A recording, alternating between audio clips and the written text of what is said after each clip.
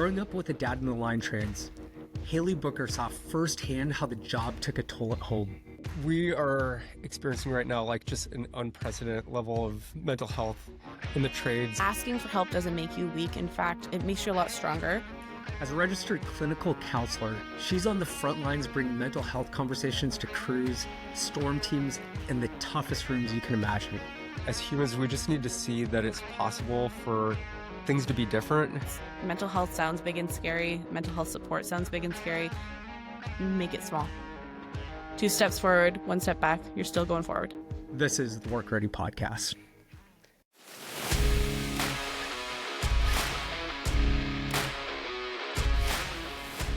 At the end of the day, it's not just about getting through another shift. It's about having enough left in the tank for your family and building a career that lasts. That's why we created the WorkReady Podcast. If that's the kind of life you're working towards, subscribe and walk this journey with us. Every episode is one more step towards retiring strong, not broken.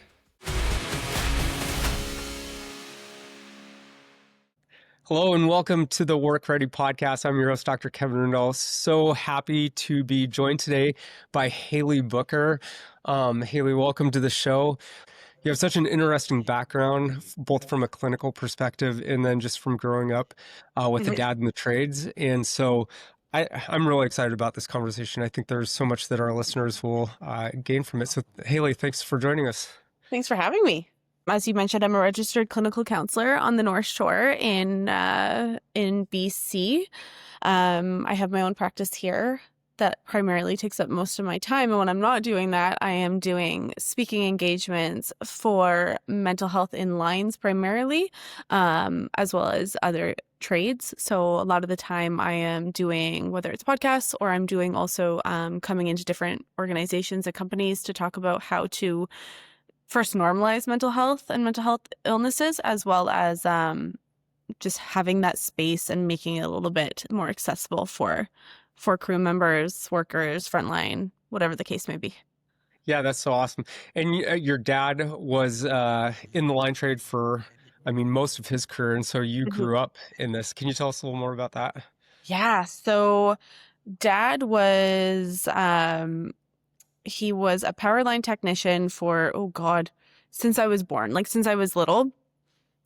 He was... A lot of my memories of that was him on call. One of the big ones was a big ice storm. That would have been early 90s. I remember that one. He was gone for that. So he was on the lines, and I was always just thinking back. It always makes me so happy to think about because it's nostalgia at its finest. He was my hero. He was my superhero. I remember he would come into the school boards, and I remember he came into our school to talk about hydro, and they always had the pickle that lit up and all the different stuff. And it was pretty cool having him as that. Mind you, he was away at times, but when he came home, he was always present. Fast forward to probably my teens, he switched roles into more supervisory role, and that was definitely a different experience. He was home more, but I would say mentally, so physically he was home, mentally he was, I think, elsewhere because of the job and the things that came with it. And so I definitely noticed that shift. And I would say that would have been, I'm kind of just jumping right in here, Kevin, that was just because I work in mental health, that was definitely a different point in my relationship with him because he was physically there, but mentally I could tell he was not fully present at times just because of everything going on. So he was tired in a different.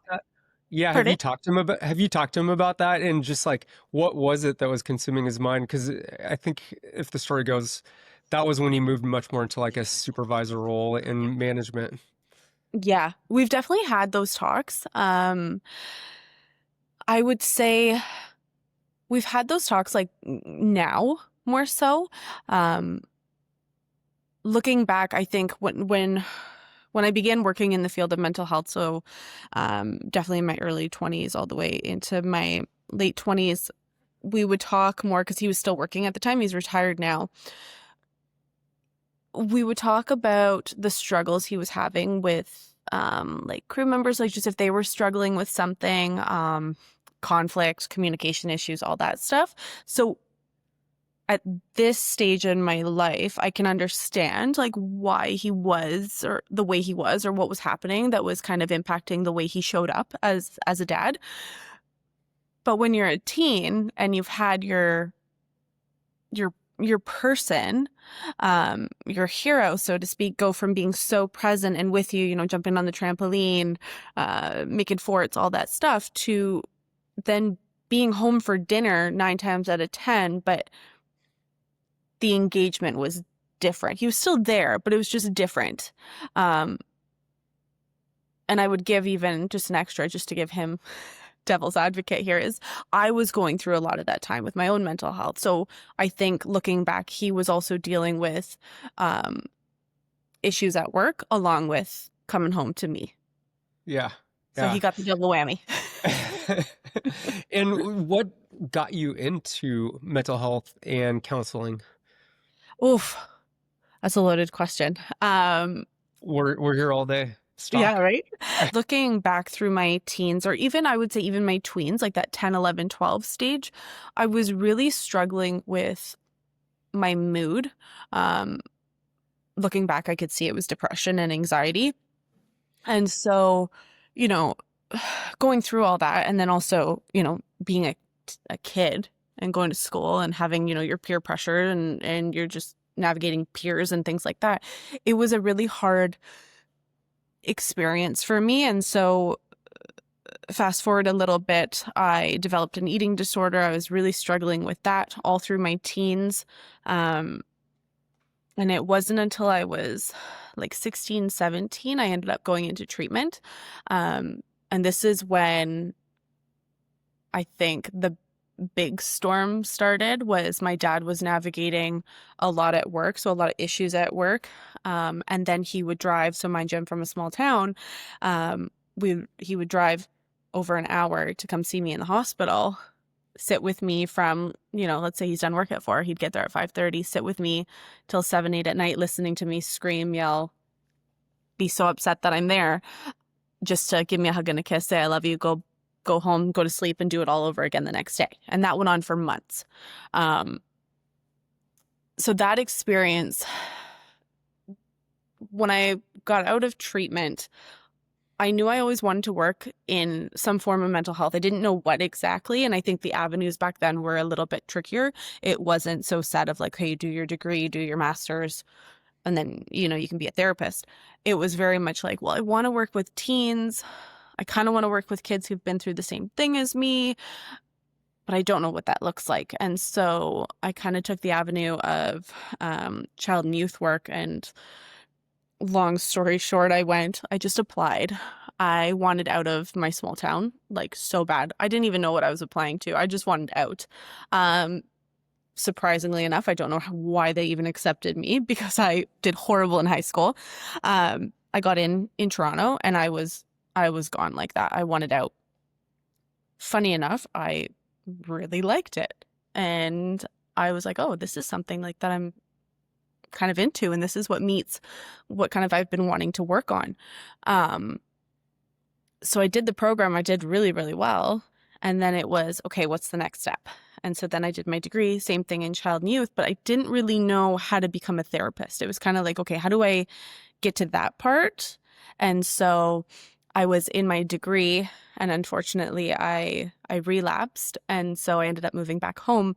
And during that time, I spent a lot of time in and out of treatment, living with my parents, which is very different when you're in your mid-20s at that time.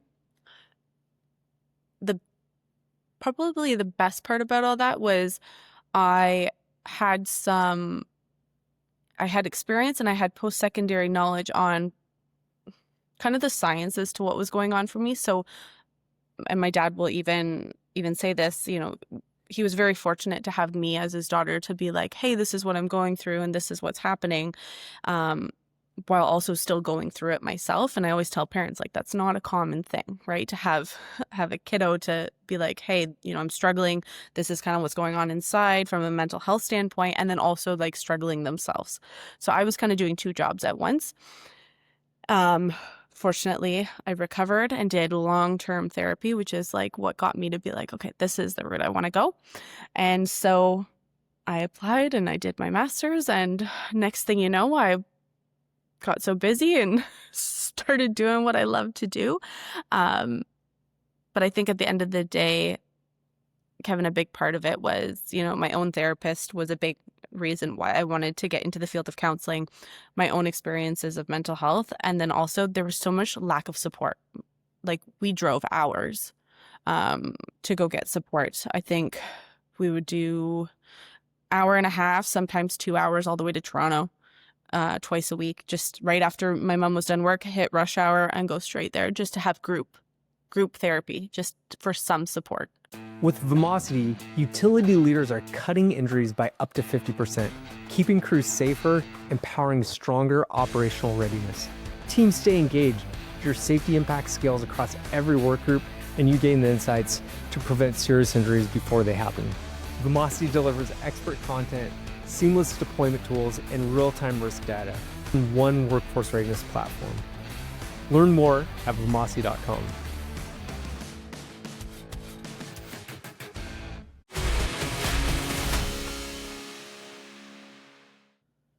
Wow.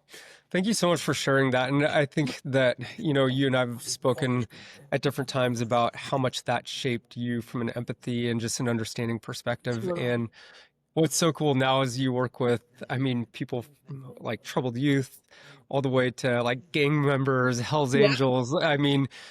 People in the trades, like just such a broad swath of people. But the one thing that stands out in our conversations is just that at the end of the day, like we're all human beings, and there's so many similar struggles, and oftentimes it comes back to fear, it comes back to previous life experience or identity issues. What are some of the similarities that you see across, all those different groups? We call them groups, but I mean, again, we have all the same things biologically that cause us to tick.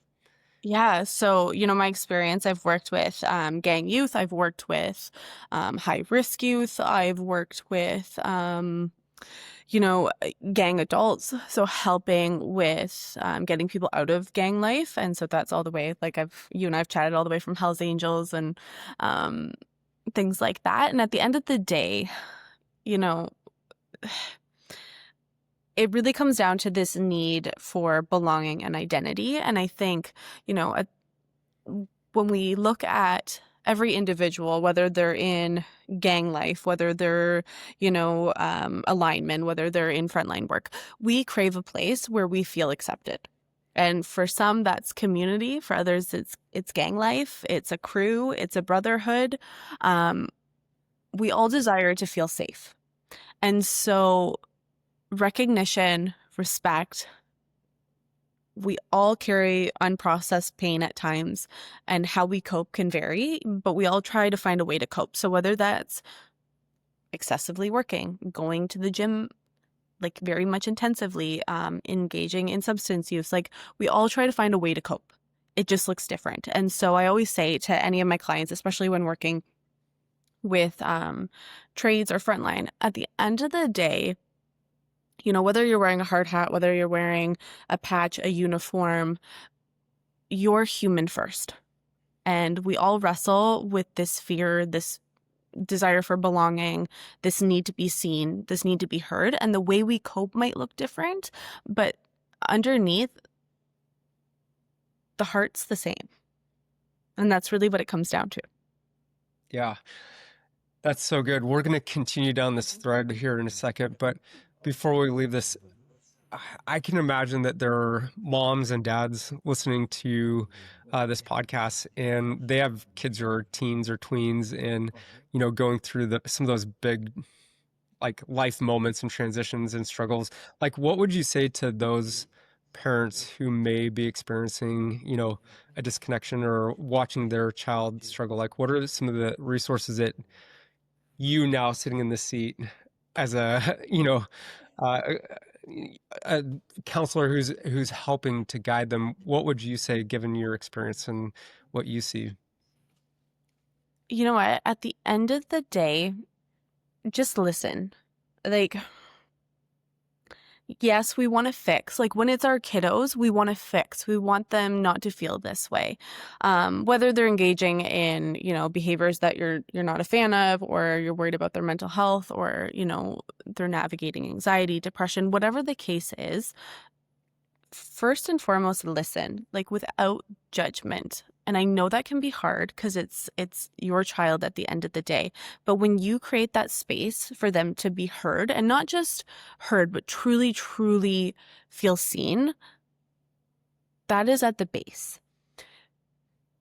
Next is, a lot of my parents come in, they're stressed out, they're frustrated, all these things. And there's a disconnect, right, in between the relationship between the two. And I always tell my parents, like, take yourself back to that age, whether it was 13, 15, 16, like not just think about it, but truly take yourself back there. I tell all my kiddos, you guys have it harder than I did. And you have, they have it harder than you did. And so every generation is different, but they have things that we don't have. We didn't have like excessive technology, like right at our fingertips.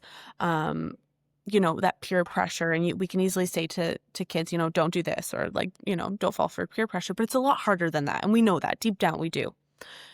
So take yourself back to that moment and remind yourself, like, their world looks like this. They don't have the wisdom, the years of experience, the moments to like look back and be like, oh, that was so silly. Like, I shouldn't have done that. Or, like it's not a bad thing to ask for help or to say like, this is what I'm struggling with. In that moment though, it's hard for them, like in the present moment. So my two things, like always take away, is like, listen, truly make space and listen, and put yourself in their shoes. Like truly put yourself in their shoes. That's so helpful. Thank you for that. And I'm sure that we'll get some more questions on that after we post this, but and we'll definitely provide your contact information, because I'm sure, that's something that's always top of mind for people. But let's now shift back to your interaction with your dad, because he came from a different generation where, no one really talked about emotions. No one talked about mental health in the trades. And what was it like then? And maybe now contrast that to some of the things that you're seeing now in terms of these conversations being a part of work, or just even acknowledged. Yeah. So something that sticks out right when you say that, Kevin, something that sticks out is when I would say probably 14, 15, I remember sitting at the table. So I love this for our family, is that we always had dinner together. Like it was just a thing. And so funny enough, Dad was at one end, I was at the other. And we were talking, and I mentioned how I was struggling. And I said, I think I'm struggling with depression. Like I think I'm depressed. And I remember he got so mad, and he was frustrated, and he didn't understand, like, and I remember him saying something along the lines of like, like, I've given you everything, like you have everything you need. Like, I don't understand. You have a good life. And so, take yourself back to that, like that child moment. Like that's hard to hear. Like you're looking for support, and that's not what you're getting. But from a standpoint of where I am, like he didn't have the tools, he didn't have the resources. And back then, and even today, but back then, like if it wasn't broke, if he couldn't visually see that I had a broken bone, or like I was hurting physically, it was a hard concept to grapple with. And mind you, he was working as a power line. Like he was on the line. So he was with the crew, where that, that mindset of like, toughen up, be strong, don't show emotions was very, very present. And so, when I think of speaking engagements, or even just going into organizations or companies and talking about, mental health, there's a big difference. Like there's definitely a spectrum. So oftentimes my younger ones, so early 20s all the way to like late 20s, they'll pipe in. Now, mind you, I always set the tone of like, I am going to be vulnerable. I'm going to be sharing my stories in this presentation. All I ask for is respect for my vulnerability, and I will give you the same. And that really sets the tone for the presentation. And what's funny enough, I could think back to so many times where I've got these, gentlemen who are in their 50s or 60s who are about to retire, or even just in their late 40s, who they've got this stigma, this belief around mental health and mental illness and struggling, and they really make it vocalized during our session or during our presentation. And not only does that impact people to speak up, but they're the ones that really will challenge me. And so it's interesting that, I'll come back the following year, let's say, or 6 months, and the guard comes down a little bit. And then I'll come back again, and the guard comes down a little bit more. And so that's the big difference in terms of those generations, along with, I think, the younger generations. They really, after I present, they're the ones coming up to me after. And I always say to anybody when you bring me in, give me time after, because I guarantee I'm going to do mini sessions is what ends up happening. But they're the ones that feel safe to do so. And so I really see that as the difference, is the attitude they bring into those sessions or into those presentations. Tell us about one of the first times that you did speak to a group of tradespeople, because I believe it was actually at the company that your dad works for, and he was a little bit nervous at first. Oh, he was so nervous. I remember my mom and I had a good talk with him. My mom kind of said she knows her stuff, she can hold her own. And I get it. I'm his daughter. It's hard. He knows how they are. He works with them. He sees them for how they can be. Mind you, I've worked with gang youth and troubled, youth that have had troubled moments. And they're tough cookies to deal with at times. And so, going in, my dad was I could tell he was nervous and wanted them to be respectful. And so, you got the ones that wear their sunglasses, won't take them off during, they're on their phones in the back. And so I am the type of person who is going to go, I walk during the presentation. I don't stand up front. I am going to the back. I'm introducing myself. I am bringing you forward. And so I'll never forget the first time I had this one gentleman who debated me on so much, but he was engaged. And it wasn't just a debate. He actually listened too. We were really connecting in that way. And so I always say, bring your beliefs, bring your beliefs or your biases forward. But what I ask for you is to get comfortable with maybe being a little bit uncomfortable during the session, because I'm going to challenge you and you're going to challenge me. And that's how we learn. It's a dialogue. And so looking back, it went wonderful, but it was terrifying. I will admit it, especially when your dad's in the room. And then, fast forward, he's always wanting to come to them. And I'm like, no, you can't. I can't have my dad there for all of them. So I love that. What are the things that you find are the common hook when you connect with these different groups, the topic or, the common thing that people in the trades tend to really resonate with, and they're like, oh man, I'm dealing with that, or let's lean into this topic a little bit more? Ooh, that's a good one. I would say, thinking about when I present, I often bring in case studies of individuals I have worked with that are similar into the trades, and that definitely hits home for them a little bit more, because it resonates with them. It's not just somebody who's working in, I don't know, HR or something. They are on the lines, or they're frontline, or whatever the case may be. Another one is my stories. So I am very, very open about my experiences of an eating disorder, of trauma, depression, anxiety, the whole gist.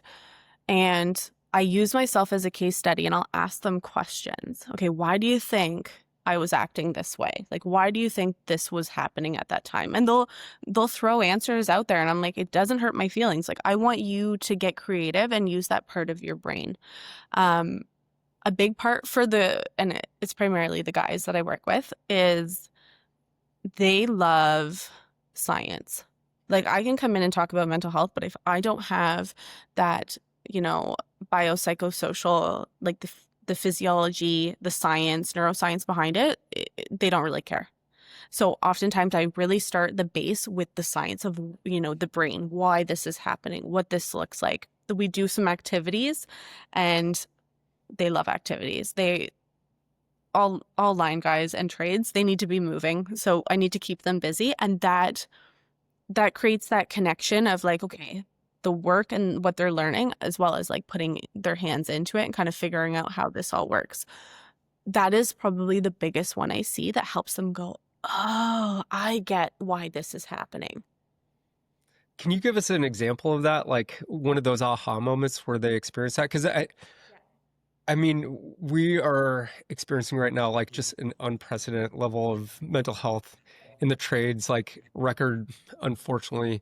I mean, suicides are so high, drug overdoses, opioid use, things like that. And so like, I think this is one of those silent things. And again, you mentioned if it's not broke, if I can't see something physically wrong, it often just gets shuffled. But I mean, the more that I'm in this world, the more I realize like there are just so many people that are struggling from a mental standpoint. And so like, I think being able to have these practical conversations are so powerful. Can you share some of those things, the examples that you give?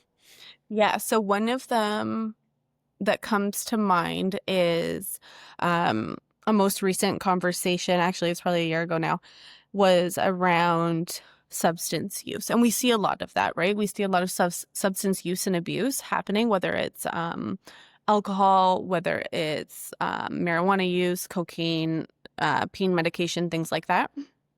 So I first start off with talking about the brain and what each part does. And I bring in a lot of Play-Doh, and they get to make the brain. And it's a great experience because, yes, it's funny. And also the guys love sweets and treats and things. So they've got stuff that they're like working towards, and that's how I kind of keep them occupied. And so they figure out the brain, and they learn the brain from just a science model. And then we get into, what does these substances do? What is like the dopamine part doing? When you're coming home on a Friday and then you're having beers all weekend, you're smoking weed, maybe you're partying a little bit more, you're using cocaine. How does that impact the next day or even the day after? And what's so beautiful about that is not only is it the group of guys that like are there, it's also, me and them and kind of working together. We create this beautiful space of hours spent together where they will use their own examples. Like I have these gentlemen who are in their 50s raising their hand and being like, okay, this is what I do on the weekend. So how does that, impact my brain? And so I focus in on one person, and they're learning from just me and them. And it's almost like everybody disappears in that moment. But then you got all the other people in the room that are like, oh, okay. And so it's creating that vulnerability that allows for them to be like, oh, so he's doing that, and that's what's happening. Oh, okay.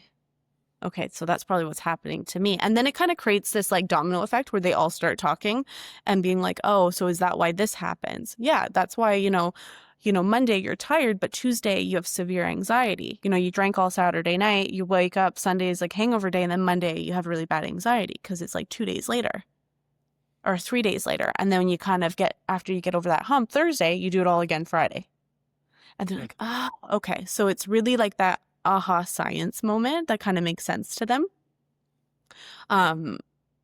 Another one that comes to mind is, when we talk about suicide, and it's a really heavy topic. And so for some people, they feel uncomfortable with it. And I try to normalize it as much as possible in the sense of suicidal ideation, really creating like a sense of like, it's not something we have to hush, because I really truly believe like mental illness grows in secrecy. And so something that's an aha moment for them is I worked with a gentleman who unfortunately died by suicide that worked in the trades in lines. And it was because of an accident that occurred on the lines that he felt he was at fault for. And unfortunately, there was not enough supports in place, maybe right after there was, but not weeks and months later. And so when I share that story, it really hits them. And then bringing it back as like, why do you think, we'll never know fully why, but what do you think was kind of the risk factors that kind of maybe impacted suicidal ideation and the attempt and suicide to occur? And so kind of having those moments. Those are such great examples. I want to drill into that a little bit more on both of those examples that you gave. So let's say the example of that group who's talking about, like, maybe the drugs or the alcohol in that pattern that they fall into, and they are able to share that and get it out on their chest. And it just, in some realms, I think it helps normalize, and it creates a little bit of a bond there, because people are like, oh, actually, I'm experiencing the same struggles.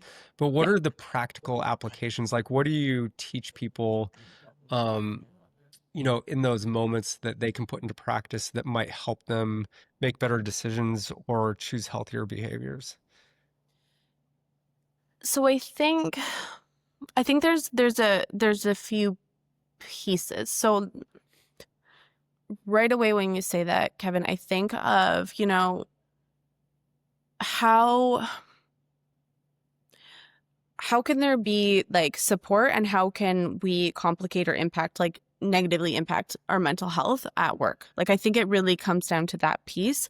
And so, in whether it's trades or frontline, crews, teams, like at the end of the day, those are like the backbone of getting things done, right? Like that, you need to have that in order for things to get done.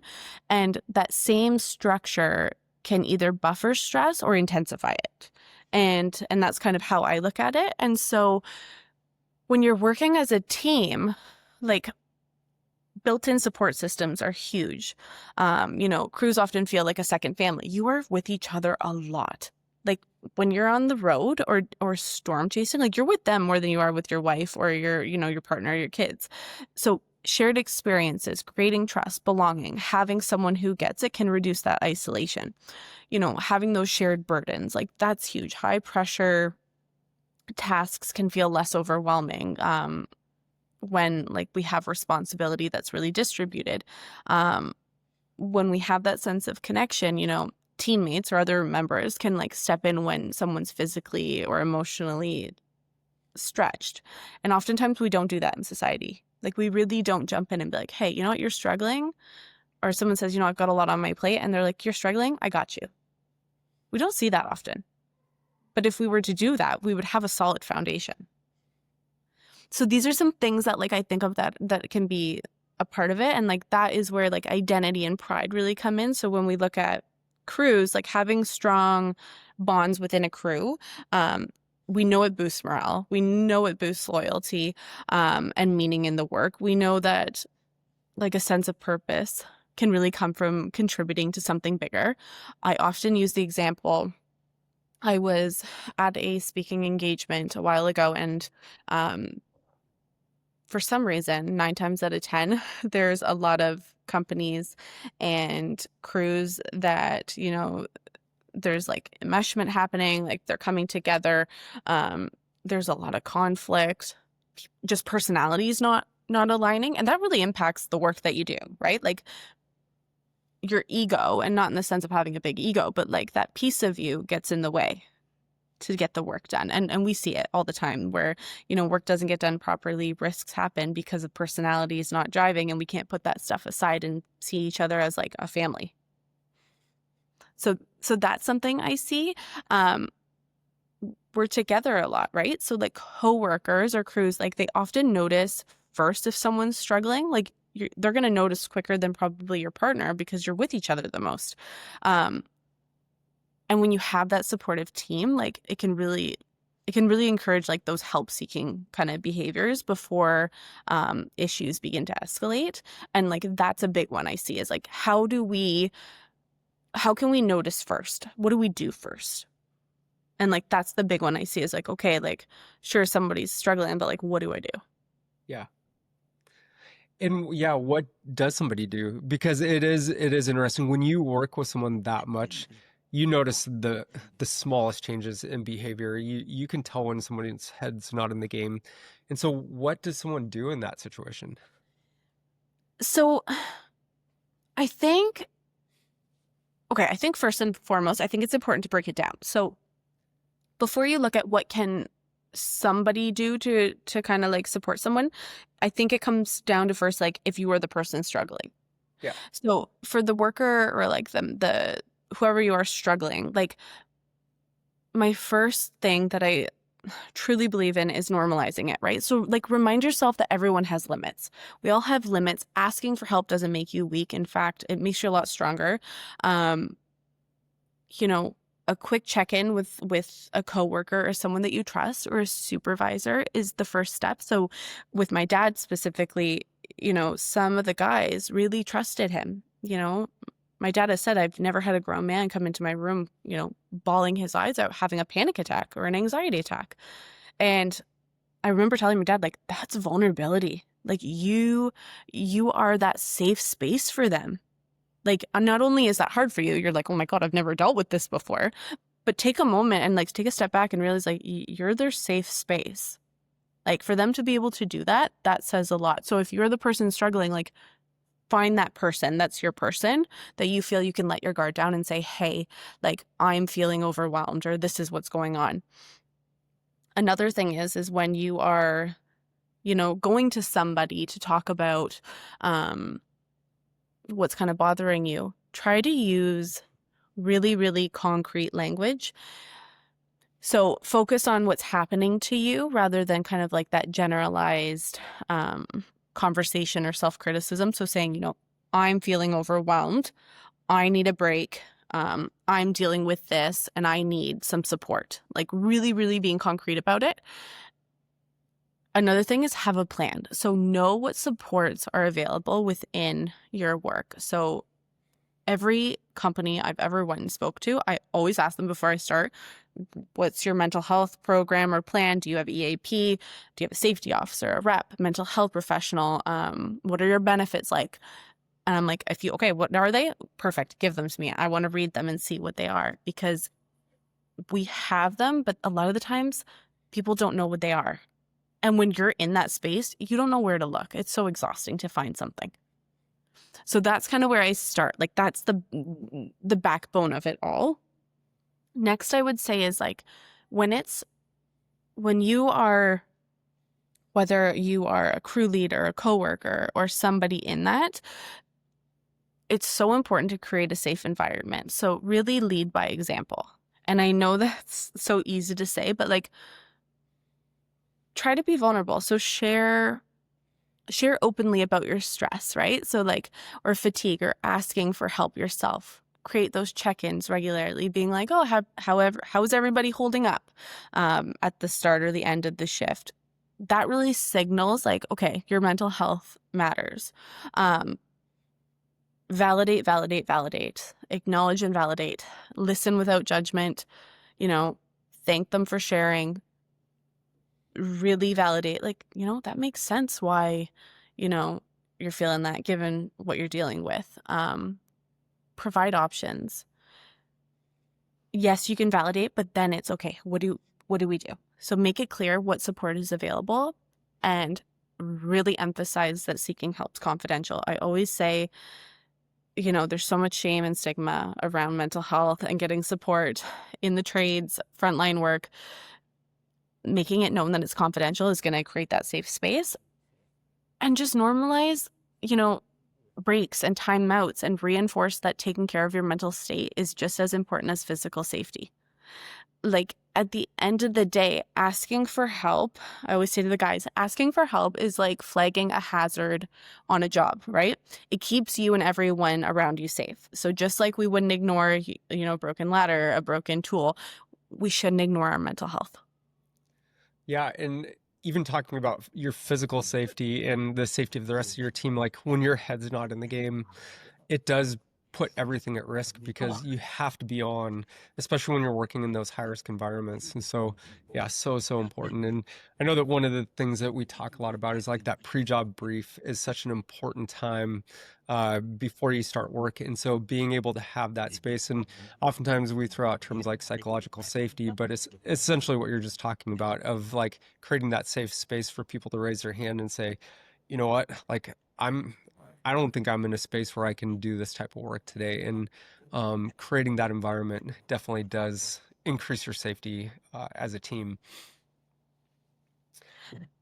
So going on to just talk about, let's pull on that thread a little bit more about suicide, because I do think it's a big topic. So workplace injuries that lead to death, the rate is currently 3.5 deaths per 100,000 workers, but suicide amongst the workforce right now is 56, so it's almost like a 19-fold increase compared to deaths that happen just due to jobs. And so it just, I think, highlights how impactful this is. And so going back to that example that you gave of that individual who felt guilty because of a potential, error that he made that led to another injury. But what would you say to folks who maybe have that guilt, or maybe they've even experienced like one of their own brothers or sisters who took their own life, and they're dealing with that, or maybe they experienced someone on their crew that died during work, and they're experiencing that grief or that heaviness? First and foremost, it breaks my heart to say, but like, you're not alone.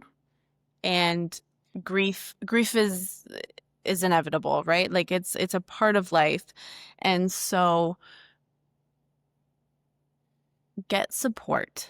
Like when you're navigating that, it's really hard to understand, especially if you're someone who struggles to understand like suicide or suicidal ideation, and you have your own biases towards it.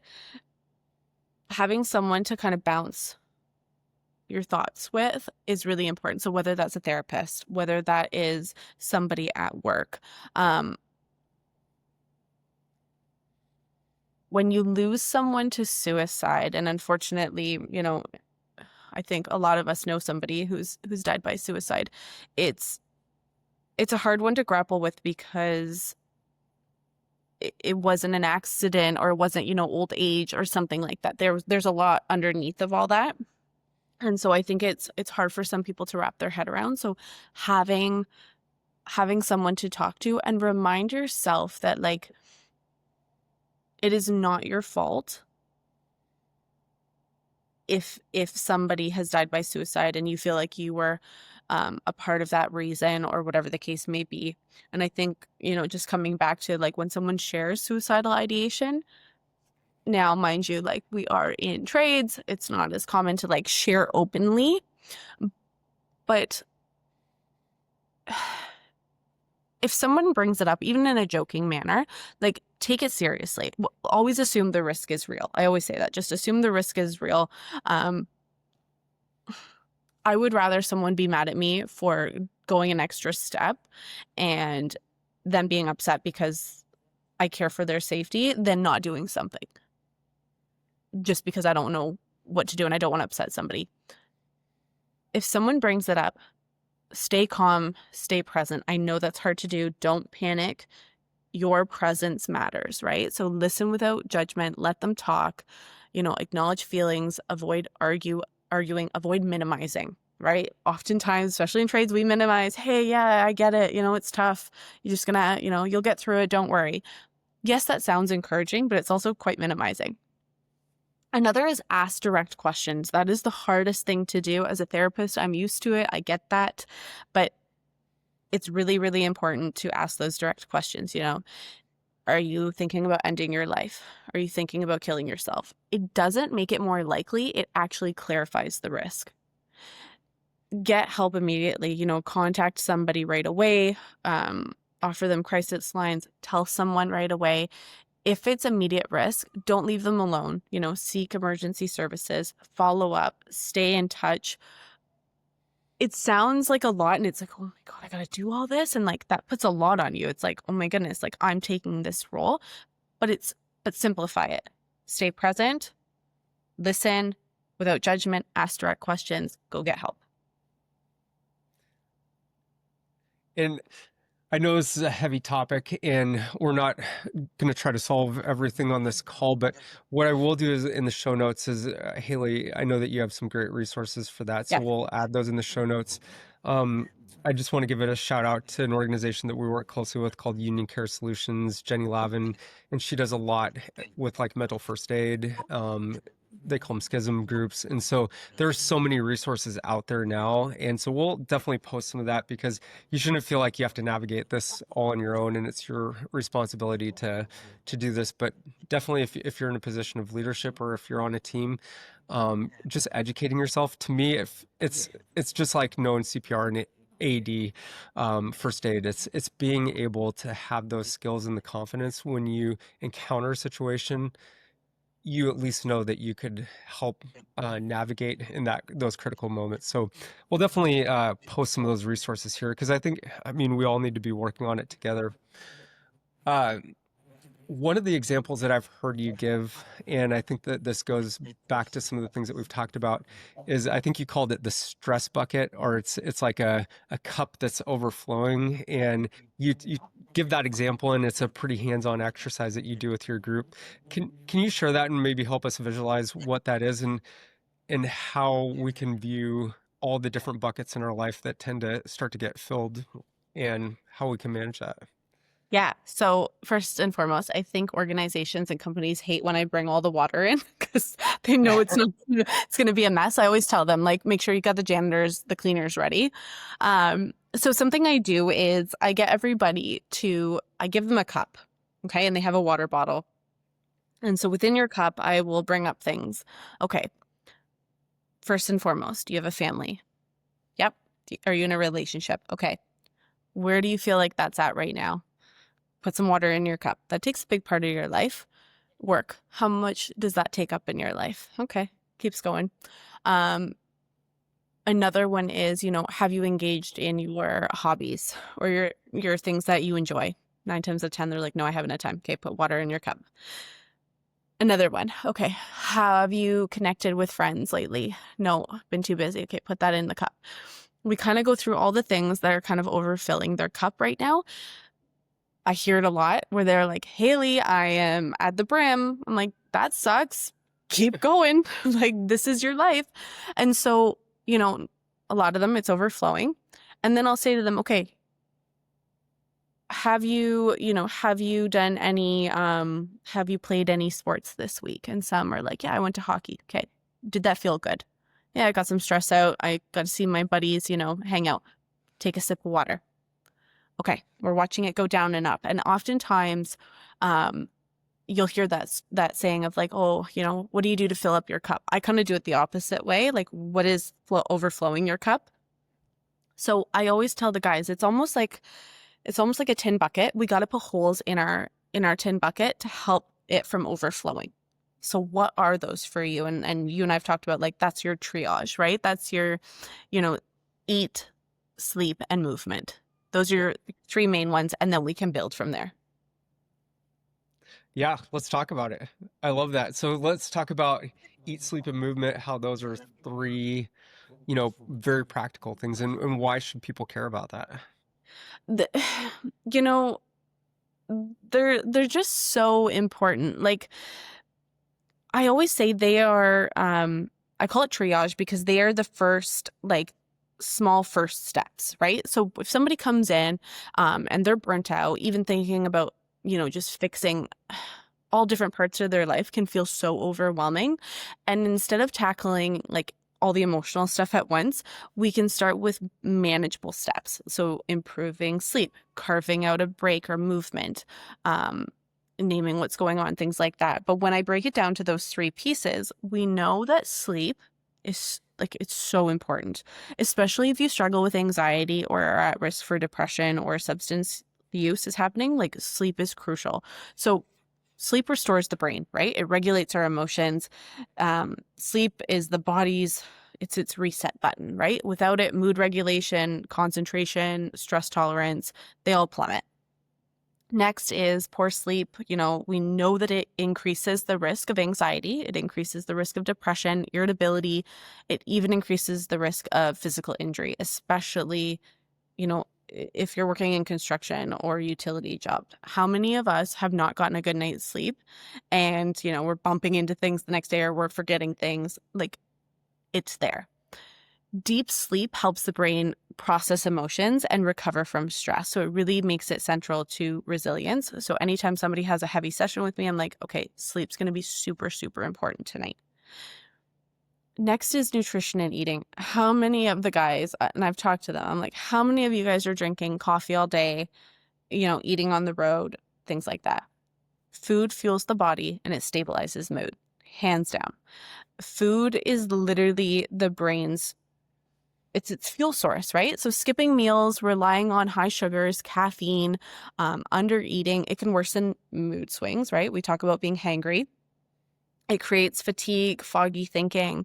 When we have those balanced meals, we have lots of protein, the complex carbs, the healthy fats, it really helps to stabilize blood sugar, right? Which is going to reduce your irritability and improve your focus. Good nutrition helps the body heal from also physical strain and stress. We know this. So I always say to anybody I'm working with, like, think about what you're eating. No shame at all. This isn't a diet. This isn't taking things out or putting things in per se. This is just looking at, okay, like, what does a typical day look like? Okay, I have, 4 or 5 cups of coffee and I eat probably around 3. Okay, so your body's cortisol is up all day.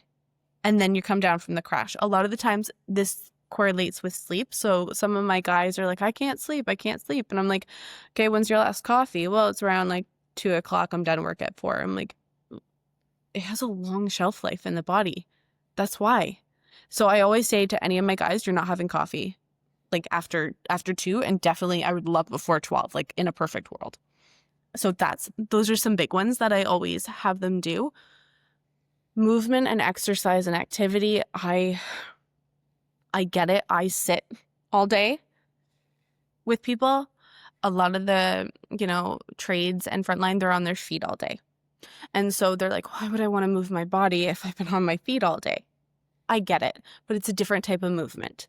So when we have intentional movement, it releases stress and it boosts the mood. We know this. And I talk about dopamine with the guys a lot is like, this is good dopamine, regular movement. It releases endorphins.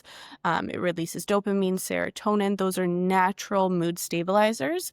Physical activity is going to lower that stress hormone like cortisol, which we see like 9 times out of 10, it's really chronically elevated during burnout. Even light activity, like going for a walk, stretching is a big one. I always say to the guys, like, stretch. That it's going to really help regulate energy and promote better sleep too. And so I'll say all these things and they're like, okay, but why are they the baseline then? Like, why? And I say, like, they're foundational, right? So without sleep, without fuel, without movement, the brain and body are in constant survival mode is what it is. And so those 3 are all interconnected. So good sleep makes it easier to eat well, and movement, improves sleep. Balanced eating stabilizes energy, so movement and rest feel possible. And they're all controllable first steps. So unlike, therapy or like that complex therapy work or big life changes, these daily habits give, people just even small, tangible, concrete wins that's going to help just build momentum. Yeah, that's so good. There have been studies that show that even just light exercise, I mean, we're talking about like 15 to 20 minutes of a light walk, being outside, being in nature, like almost has a similar effect to like some of the medication impacts that people experience. And so, yeah, no, I love that. And when you think about the demands of a lot of the workforce, you're working a storm, you're up 18 hours, you're probably drinking Monster Energy drinks, eating out of a 7-Eleven, fried food and sugar, all this stuff. And then Yeah, and you are moving, but there's also a lot of time in your truck. There's a lot of time in static positions while you're Yeah. working, maybe on a pole or in different difficult environments. And so, yeah, all these things definitely filter over into that mental health. So, such good reminders.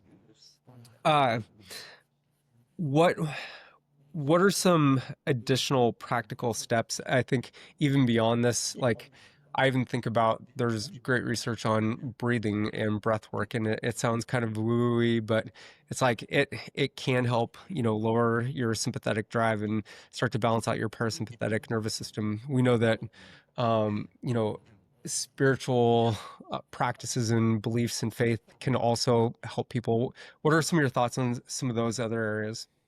So I work from a somatic based lens, which really means connecting mind and body together.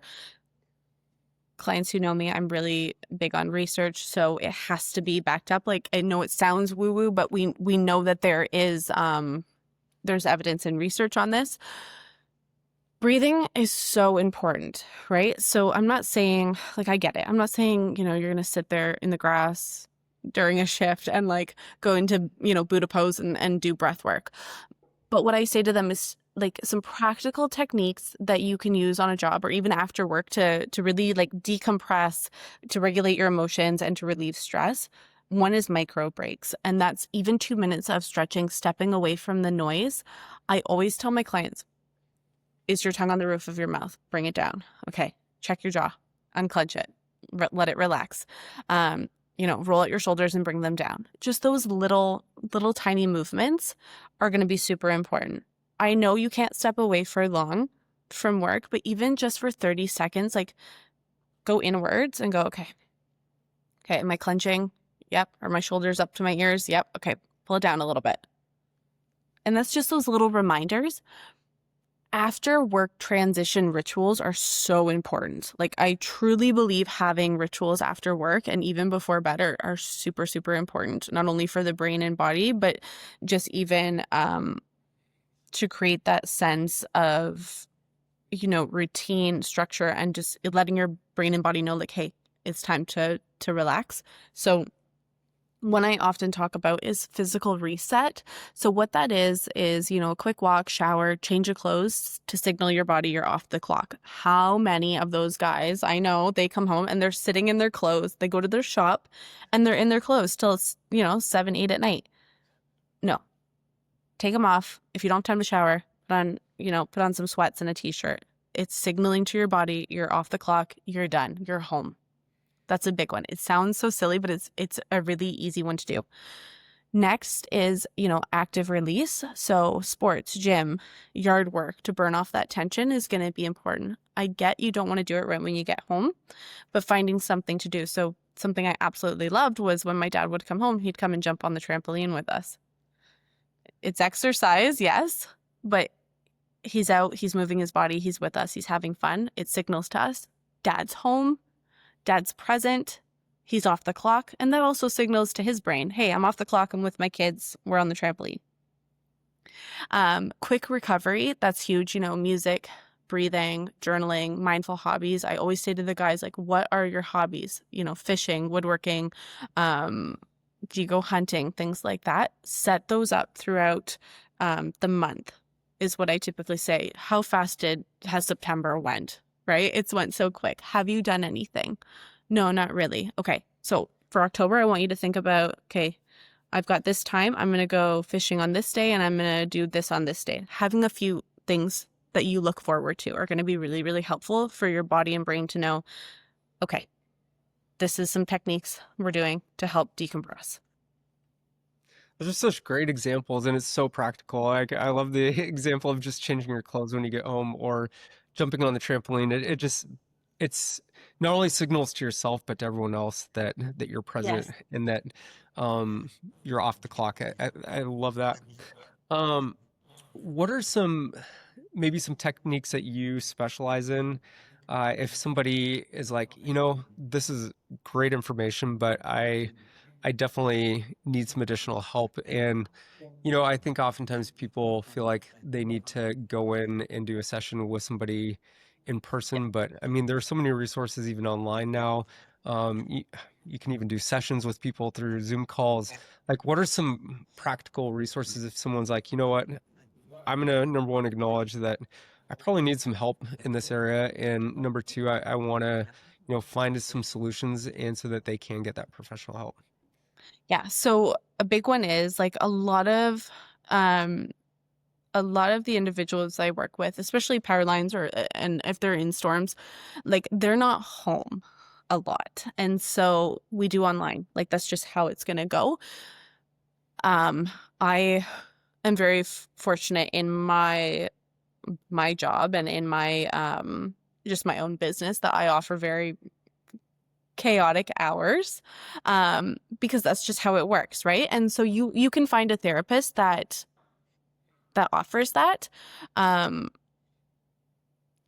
Sometimes it's you're in the truck and you're parked. I have a lot of guys that are on their lunch break that they're doing sessions with me. They're having their food, I'm having mine, and we're having a conversation.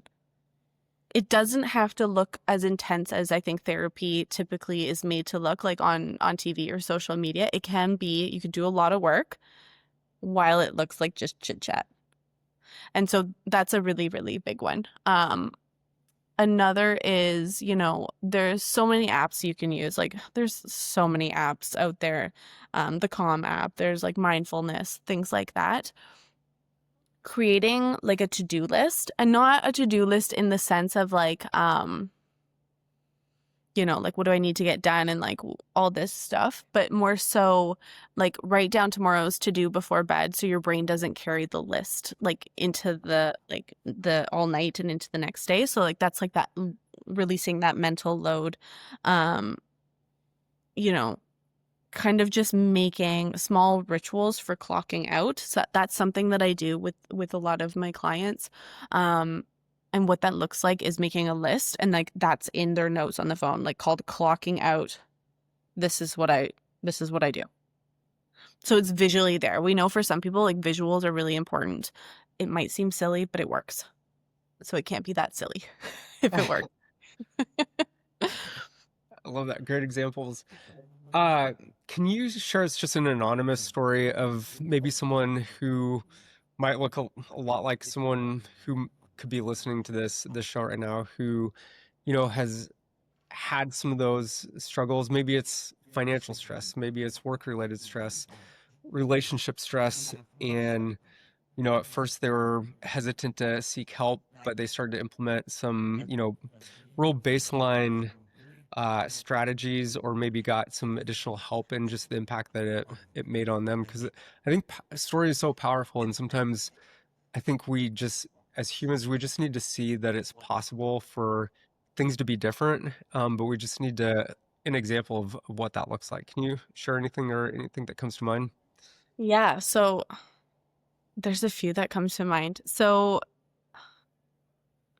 okay, first thing that comes to my mind is I would say most of the guys I work with in trades or even in gang, and they're brought there, they don't want to be there. They want a quick fix and they want to get out. And I get that. And I always say I am human first, therapist second. What you see is what you get. And I always tell everybody, you didn't get here overnight. So it's not going to change overnight. It's not like the doctor where I'm going to give you antibiotics, you take it for 10 days and then poof, you're going to feel good. This is long, hard work, and there's steps that we can do. And so I had an individual that I worked with who unfortunately passed away and from illness. And so I remember they came in and they did not want to be there. It was kind of recommended. It was told to them by their partner that they, should try counseling. And they were very quiet and very reserved. And, I talked about, you don't have to be here. Like, you really don't. I'm not holding you here.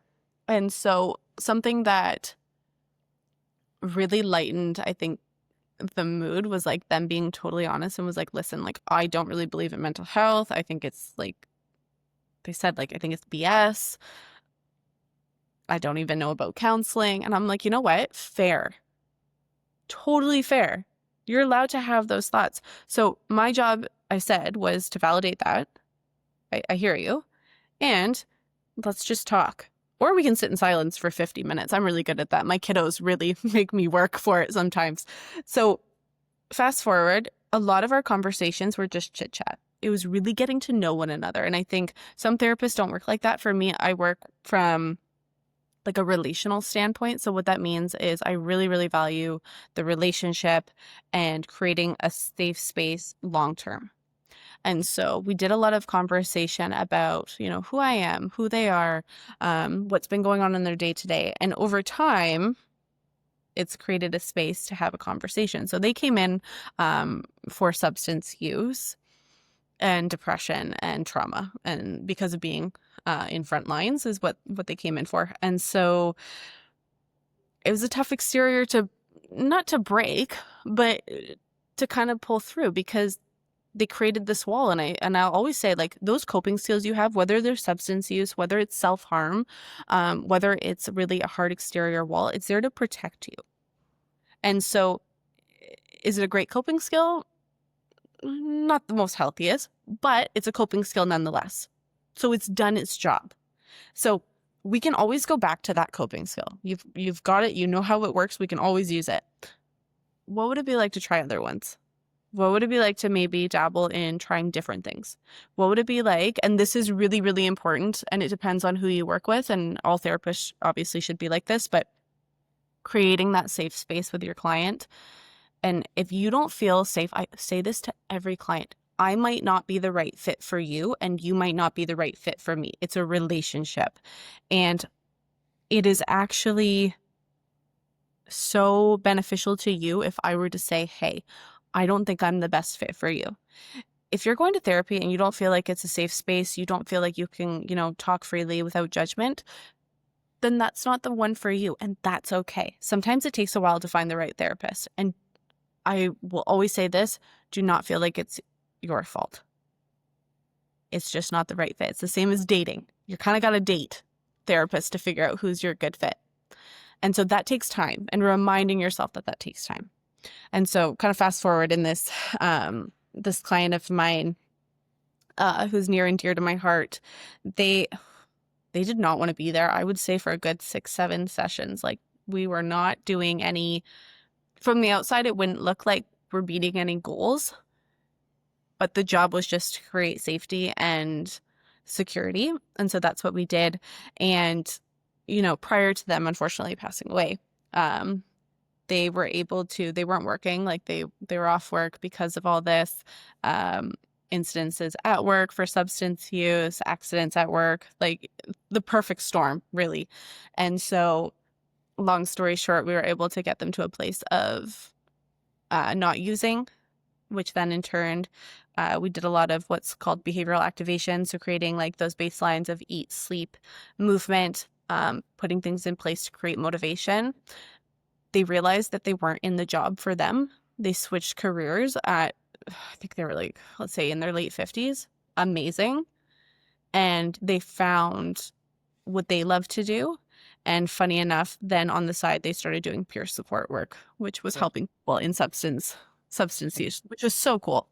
I love seeing clients who, come to me for whatever walks of life and whatever reason, and they find that they want to support others and like get into the field in their own capacity. I absolutely love that. Such a great story. Hayley, this has been such an awesome conversation. I really appreciate you sharing all your insight. And are there any last items that you want to leave the audience with? Just some key takeaways. I would say there could be what feels like so many barriers to, getting counseling or accessing mental health. We know there's stigma, that tough it out culture. We know that there's, fear of judgment. Timing and scheduling can be so hard, especially if you're traveling and rotating locations. Cost is there. There's so many pieces to it, but take it in small steps. make it small, tangible steps. And I always say check in with your burnout. Okay? Burnout, it's inevitable. We all go through it. Burnout is like a cycle.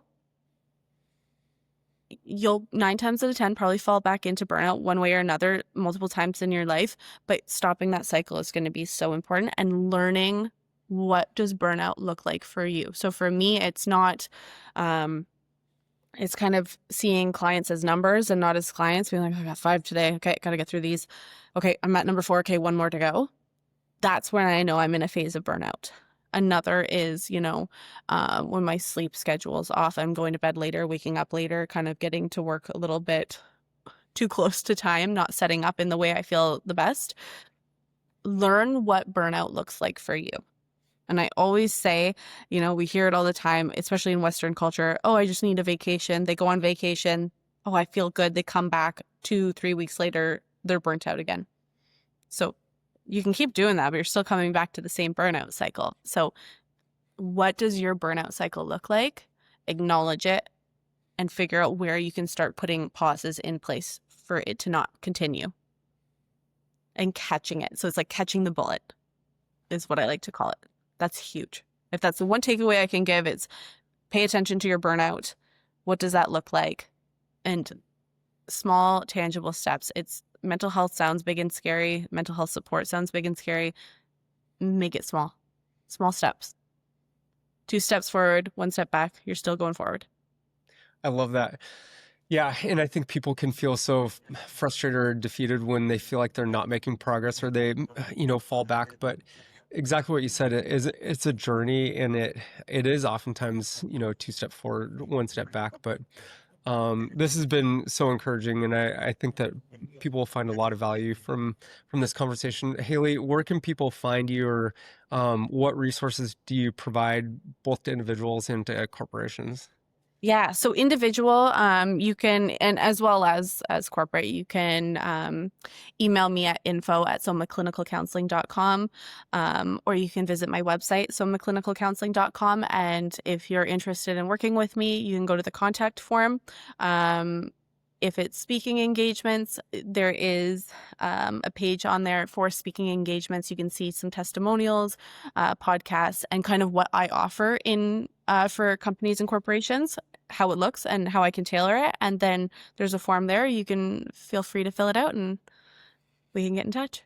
I love it. We'll post all that in the show notes so that people have that information and can reach out to you. But, part of the mission of this podcast is we just believe that each individual out there has like a unique God-given identity and purpose. And, we all experience challenges in life, and we're just here to help each other become that best version of ourselves. And so these type of conversations, I think, help achieve that. And I always say, like, when I give presentations or when I, create content that's focused on, helping people from a wholeness and a well-being standpoint, is you're worth investing in. And I think if I take away anything from this conversation, it's just reinforcing, like, you're worth investing in. Each one of us and each one of you listening, you do matter. And so, you have a support network, and we'd love to be able to serve you and plug you in the right direction. But